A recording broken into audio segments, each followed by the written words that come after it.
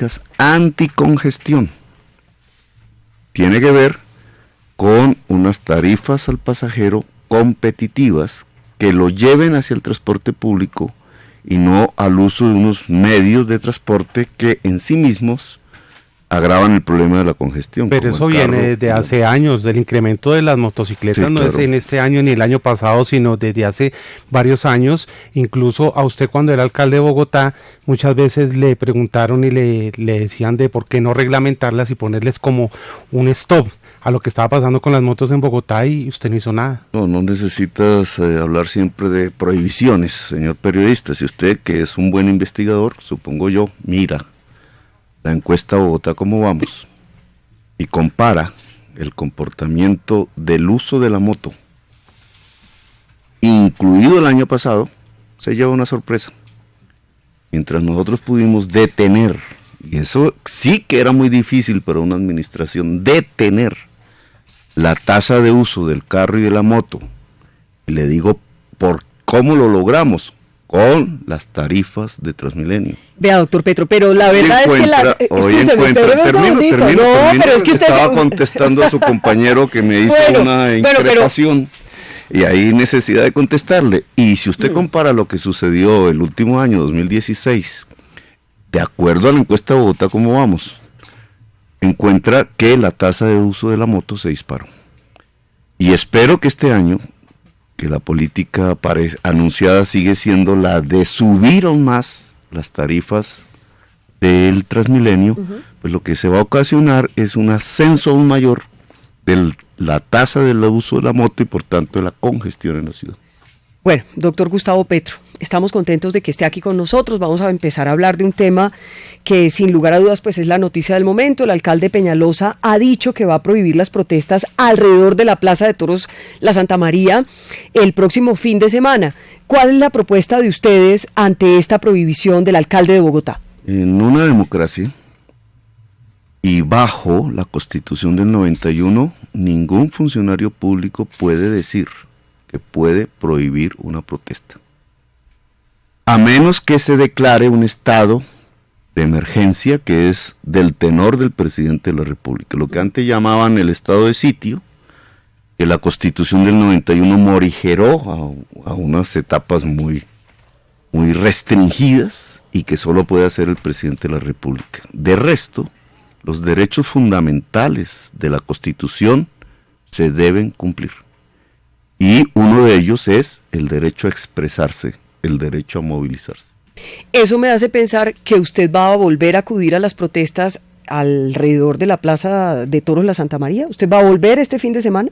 El domingo pasado, mi hija de 15 años, estando yo leyendo un libro, que es fuente de un libro que estoy haciendo, Cambio Climático y Acumulación de Capital, me pidió que la acompañara, hizo su cartelito. Por ahí están las fotos. Me dijo, papi, yo quiero ir a expresarme contra las corridas de toros. ¿Acompaño? Y como padre desde una niña de 15 años, es su primera realmente manifestación propia desde ese punto de vista, pues la acompañé. Y allí encontré los círculos animalistas, mucha fiesta, mucha gente queriendo expresarse, la misma edad de mi niña, de más jóvenes, la juventud bogotana. Sí, pero también puño, patada y todo eso. Yo vi lo que pasó ahí, porque estuve ahí. Y la prensa también estuvo ahí, lo que pasa es que veo que sacan unas fotos y otras no. ¿Pero qué fue lo que no salió? Que vi, y si queremos analizarlo desde el punto de vista no del papá de familia que lleva a su niña, a algo en la cual el papá también está de acuerdo, es mi derecho a protestar contra una barbarie. Pero no me ha contestado, ¿va a volver el fin de semana o no? Sí, también. Sí. Para protestar contra una barbarie siempre y en todo lugar. ¿Y si eso se vuelve una cuestión de orden público compleja, más difícil de lo que fue el fin de semana pasado, doctor Petro? Ahora te lo contesto como exalcalde, no como padre de familia. El distrito tenía, no es que una protesta se garantice per se que sea pacífica, digamos, hay momentos en que, y lo hemos visto, las protestas degeneran en graves hechos de orden público. Pero el distrito tenía un mecanismo que garantizaba que la mayoría de las manifestaciones de cualquier tipo en la ciudad de Bogotá fueran pacíficas. Eso se le llamaba, era un proyecto, tenía más de una década de antigüedad, Gestores de Convivencia. Gestores de Convivencia era una fuerza paga por el distrito, de jóvenes también, que cada uno de ellos, eran cerca de 80, 90, tenían dos grandes experiencias. Una, conocían al detalle, como jóvenes, las organizaciones, el tipo de juventudes que se mueven en este tipo de eventos, las conocían al detalle desde hacía años, podían hablar con sus líderes, podían pactar, sabían quiénes eran los líderes, y al mismo tiempo tenían otra experiencia, y era la capacidad en momentos agudos, que no son fáciles de manejar, de lograr calmar los ánimos.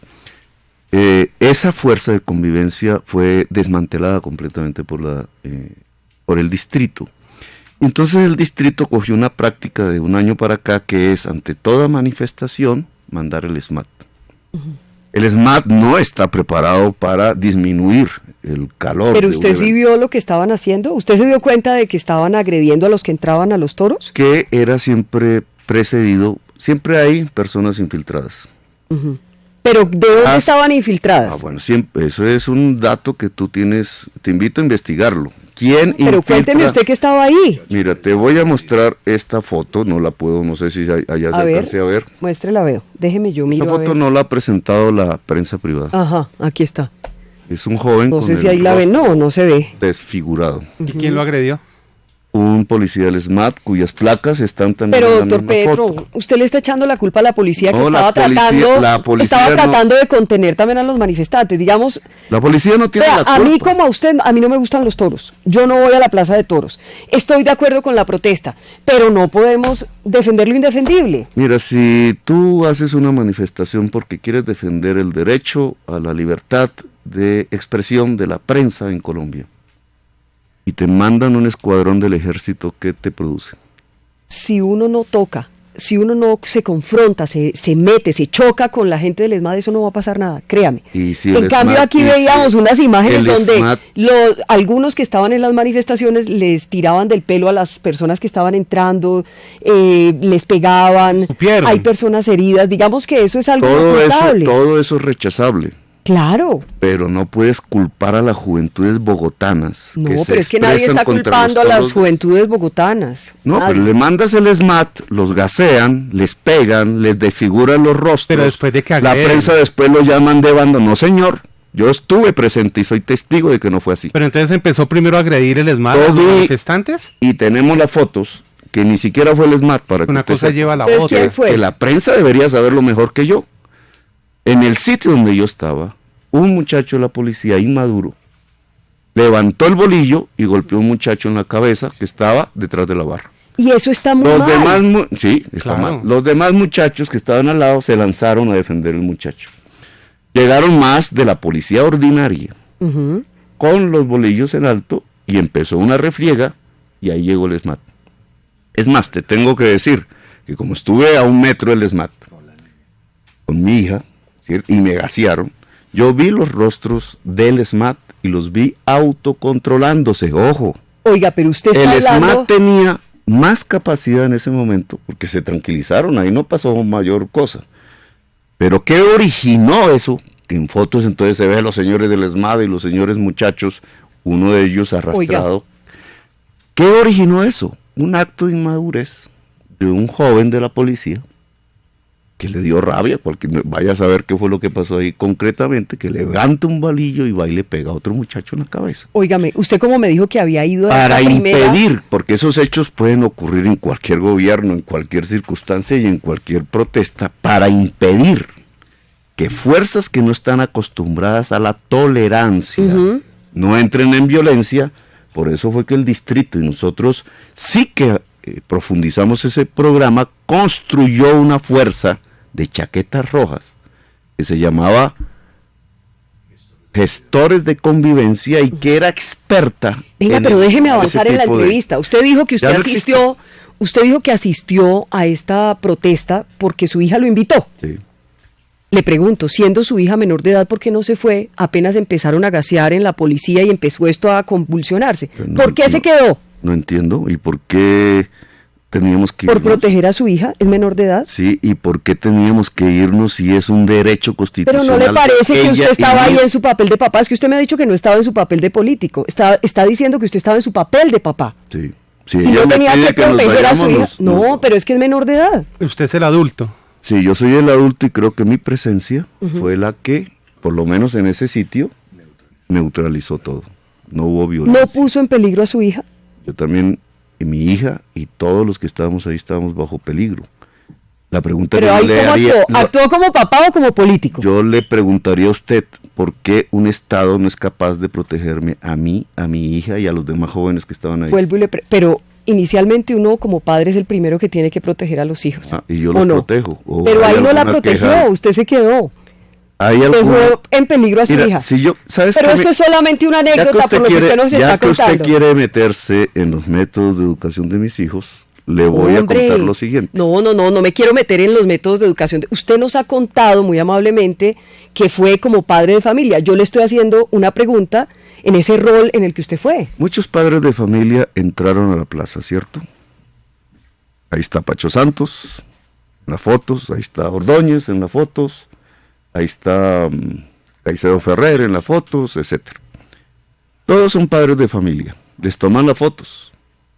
Sus hijos, a lo mejor no estaban ahí, espero que no. Está prohibido que estuvieran ahí dentro. ¿Cuál es el mensaje y la enseñanza que estos dirigentes de la sociedad le entregan a sus hijos, señora Vicky, a los hijos suyos? Estamos de acuerdo. Es que y a los hijos de toda Colombia. ¿Cuál es el mensaje? En eso la estamos violencia. Usted y yo de acuerdo, pero una cosa es una cosa y otra cosa es otra cosa. Vamos a ir con calma. El de divertirse con la muerte. Estamos de acuerdo. Fíjese, el de aplaudir el que un ser muera. Estamos de acuerdo, pero esa es otra discusión. Con la muerte. Estás en un país que se llama Colombia. Esa es otra discusión. Ese país que se llama Colombia ha vivido un genocidio con 200.000 muertos. ¿Y no le parece que con todo lo que ocurrió el fin de semana pasado usted debería dar ejemplo y no irse a presentar allá a la plaza el fin de semana? Un favor, Vicky. Señor. Ya que tú me has invitado a tu programa, déjame hablar. Sí, lo dejo hablar, pero déjeme preguntar también. Sí, pero déjame hablar y yo te doy Usted me da la palabra a mí. No, el espacio para que preguntes. Estoy hablando de la enseñanza. Estás en un país con 200.000 muertos. Un sector de la sociedad aplaudió que murieran 200.000 personas en Colombia descuartizadas. Parte de ese sector de la sociedad son propietarios de las ferias taurinas, de los toros, de las ganaderías de toro, o que es la Carolina. Eran de los narcos, y se sientan en las plazas de toros a enseñarle a toda la juventud colombiana que es lícito, que es bueno, que es de buenas maneras, y que a eso sí no se le dice violencia por parte de la prensa, el que le estén mostrando a la juventud que se divierten con la muerte. Pero yo creo que un padre de familia un error, porque no es cierto que todos los periodistas estén de acuerdo con las corridas. No, yo no estoy, usted está generalizando, usted dice los periodistas. Estás diciendo algo que no he afirmado aquí. Usted dice que la un padre de familia como yo lleva a su hija de 15 años. Ella también herida, porque han permitido el regreso de esas corridas, como todos los demás muchachos que están ahí. Vamos a expresar nuestro desacuerdo. No le levantamos la mano a nadie, ni siquiera elevamos los gritos. Estamos tranquilos allí. Estamos ejerciendo unos derechos constitucionales. ¿Qué quiere enseñarle el padre a la hija? Que nunca hay que aguantar ni resistir las injusticias. Que nunca hay que agachar la cabeza ante la barbarie. Y que siempre hay que denunciar de frente y con valentía los resortes de la barbarie dentro del Estado colombiano.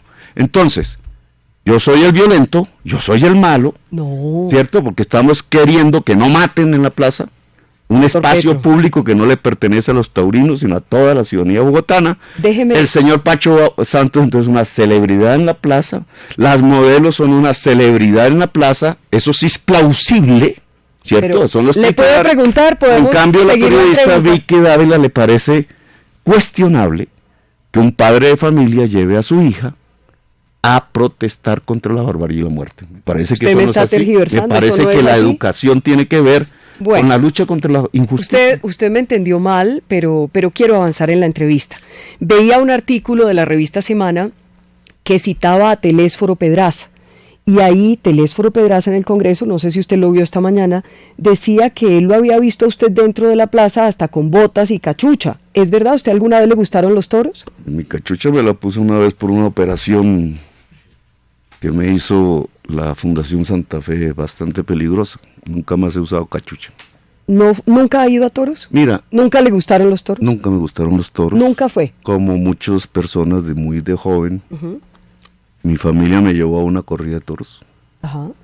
Allí la observé, no me gustó. Otra vez sentí el olor de la sangre. En ese momento en donde toda la gente se para y mueve los pañuelos, yo lo que sentí fue el sabor, el olor de la sangre del toro. Y este espectáculo, esto da asco. Sentí ganas de vomitar. Sí. No tenía, digamos, precisiones ni ideológicas, ni teóricas, ni políticas. Simplemente no le gustó. Pero no me gustaron. Y entonces no soy aficionado taurino, no me interesa hacerlo, nunca he sido dueño de tierras, nunca he tenido ganaderías. Entonces el cuentico es que Petro es taurino. Que dice Revista Semana que porque es primo de Noel Petro. Yo soy primo de Noel Petro. ¿Eso es paja? No soy primo de Noel Petro.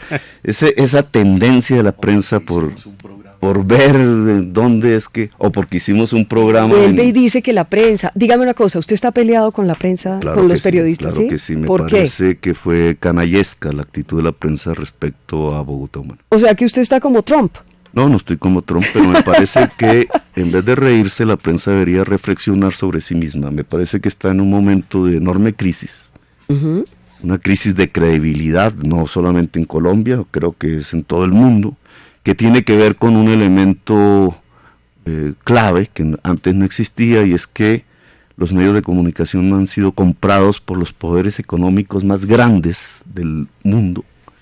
En Colombia pertenecen a los 3 hombres más ricos de Colombia, que eso expresa a través de los medios de comunicación una visión de la sociedad y de las cosas que es la de ellos, y que cuando aparecen fórmulas alternativas diferentes que no comulgan con esa manera de pensar de estas personas, entonces somos vilipendiados, silenciados, censurados, calumniados muchas veces. Respecto en concreto a lo que fue el gobierno de la Bogotá Humana, indudablemente la actitud de la prensa privada colombiana fue canallesca. Canallesca. Eso me haría pensar, cuénteme una cosa, Andrés, hoy estamos con un nuevo récord en nuestra transmisión a esta hora en Facebook Live aquí en la W. Quiero que usted tenga los datos, Andrés. En este momento, Vicky, tenemos 6.158 personas que nos están viendo a través de nuestro fanpage en Facebook, W Radio Co. Los comentarios siguen avanzando.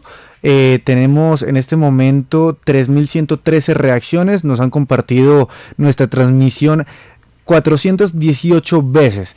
Ya llevamos 46 minutos en nuestro Facebook Live y estamos también saludando a las personas que están ahí escribiendo.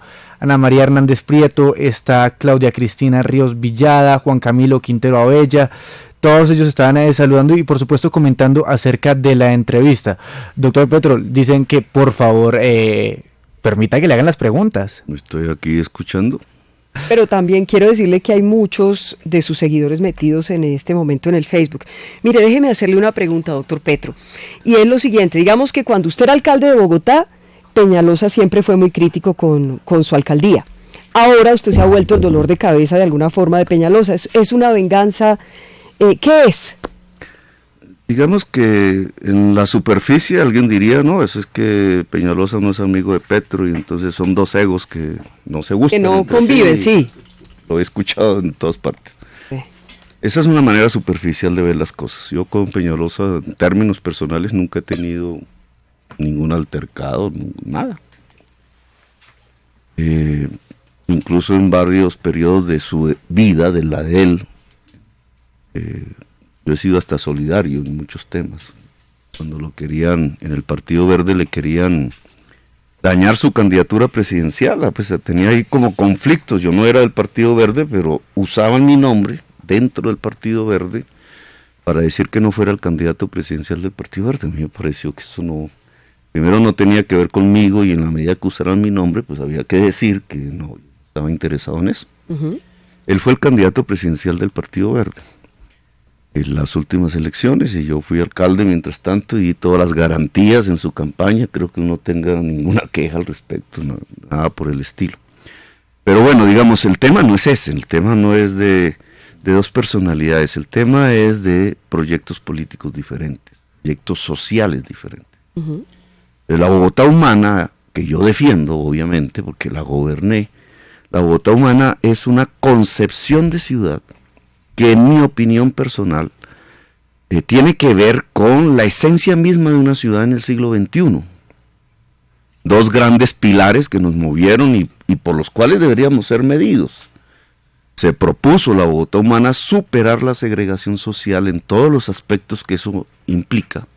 Y al mismo tiempo, y no porque fuera un tema aparte, sino que está en cambio climático. ¿Y usted siente que Peñalosa ha hecho una cosa distinta? Lo contrario, claro. Pero tiene derecho, la gente lo eligió y quería algo distinto a usted. Pero yo también tengo derecho a decirlo. Digamos, Peñalosa está destruyendo los principios de justicia social por el voto popular, no lo puede hacer de otra manera. Hoy alcalde está destruyendo las bases mismas de la justicia social y ambiental que se habían construido. Usted quiere ser presidente de Colombia, por lo que nos acaba de contar.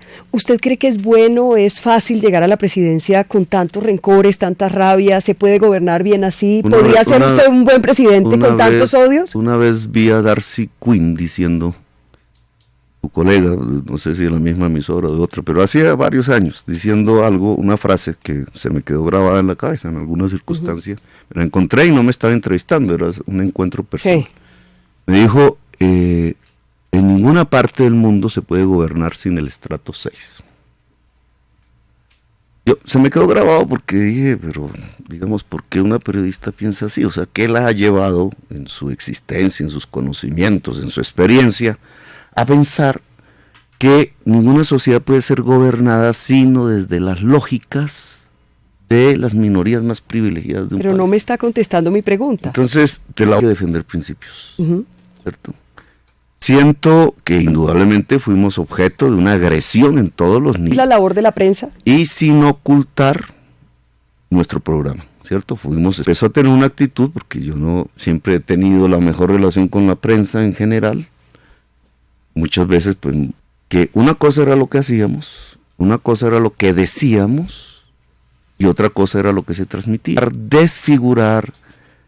Voy a dar solo un ejemplo. Nosotros construimos 26 sedes nuevas de colegios. Aún hoy, pasado, y presentamos las fotos y llevamos todos los días de una manera muy respetuosa, cada vez que inaugurábamos una sede de colegio, a toda la prensa, sin discriminar a nadie. Allá iban algunos, otros no iban, iban bastantes. Jamás salía en el día o en el siguiente día una noticia sobre la sede del colegio que se había inaugurado. En ninguno de los 26 casos de inauguración de sedes nuevas de colegio. Y al final, los mismos periodistas que iban a verlo, bueno, no tanto ellos, empezó a decirse en la prensa que habíamos entregado 0 colegios. Lo repiten una y otra vez.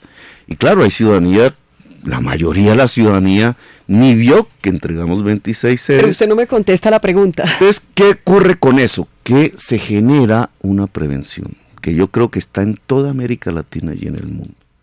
Es decir, la prensa no asumir su función de independencia ante el poder político. No estoy diciendo pero venga, prensa arrodillada. Pero le pregunto una cosa. ¿La prensa hace bien su trabajo mientras esté echándole flores al mandatario? No, señor, por eso le estoy diciendo. La prensa, para luchar contra la corrupción, entre otras cosas, siente que la prensa es enemigo. Para luchar contra las tiranías, la prensa tiene que ser independiente del poder político y del poder económico. Nuestra prensa colombiana. Y los políticos tienen que aprender a dejarse criticar de los periodistas. Es que esa es la labor. Mientras haya no tienen que decirles a los periodistas cómo tienen que hacer su trabajo. Espéreme que Rafael Manzano tiene en Madrid pregunta. Rafael, lo escucha Gustavo Petro. ¿Qué tal, don Gustavo? Pues un par de cosas. Primero una y después otra. Una, durante un gobierno se acierta y se equivoca uno. De los aciertos los conocemos porque los ha reiterado usted a lo largo de la entrevista. Pero ¿de qué se arrepiente? ¿Qué hizo usted mal mientras estaba al frente de la alcaldía de Bogotá? Hay varias cosas, ¿no? Hay varias cosas que en una evaluación más seria pues habría que realizar. Pero, por ejemplo, nosotros nos equivocamos con Transmilenio. Y voy a explicártelo. Cuando yo llegué, digamos, Transmilenio tal cual usted lo conoce, supongo. Sí. Sí. Podía abrirse una licitación y cambiar los buses. Y por tanto, los propietarios de los buses. No podíamos volver pública la propiedad de Transmilenio. Hay mucha gente que no lo pide, pero normativamente solo el Consejo lo hubiera podido hacer y yo no podía ni tenía la fuerza en el Consejo. Sí.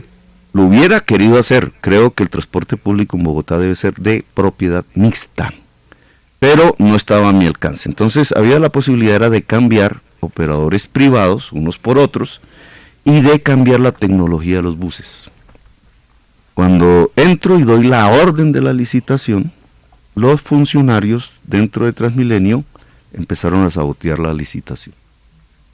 Unos, ¿no? Porque esto no hay que generalizar, incluso sé quiénes, pero es otro tema que quisiera aquí profundizar.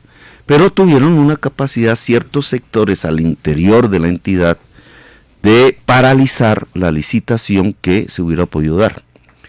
Eso nos llevó a una renegociación de contratos. Esperamos la entrega del estudio de detalle del metro, que efectivamente recibimos, y volvió. Se adelantó y quedó. Esa demora de Peñalosa se hubiera dado el tiempo de hacerla. Y no pudimos. Pero, ni estratégico ni táctico. Usted le echa la culpa al boicoteo. Eso no es un error en la acción política y de gestión, por lo que usted acaba de contar. Es un error, obvio. Claro que sí. No entiendo por qué no lo catalogas como un error, porque si hubiera sido más firme, si yo hubiera sido más firme, e incluso hubiera podido producir más rápido, digamos, de lo que lo hicimos, y no hubiéramos dejado. Cita nada más, Rafael, Rafael, excúseme solo una cosita, excúseme que le interrumpa, pero es que me está escribiendo Darcy Quinn y me dice que por favor que yo le escribí que debe estar confundido de periodista. No, lo recuerdo perfectamente y además no me estaba entrevistando a mí, por eso lo dije de antemano, se encontró casualmente conmigo. Ah, ya le entiendo. Y lo dijo así porque ella estaba aspirando a hacerle una entrevista a otro personaje que ella debe acordarse. Y simplemente pues lo recuerdo porque me quedó grabado, digamos, el concepto de... ¿Qué dónde? Que por favor le diga dónde. Ella sabe dónde. ¿Qué dónde? Insiste. ¿Dónde nos encontramos? Dice Darcy Quinn. Eso fue en Caracas. En Caracas. En el año 2003, por allá.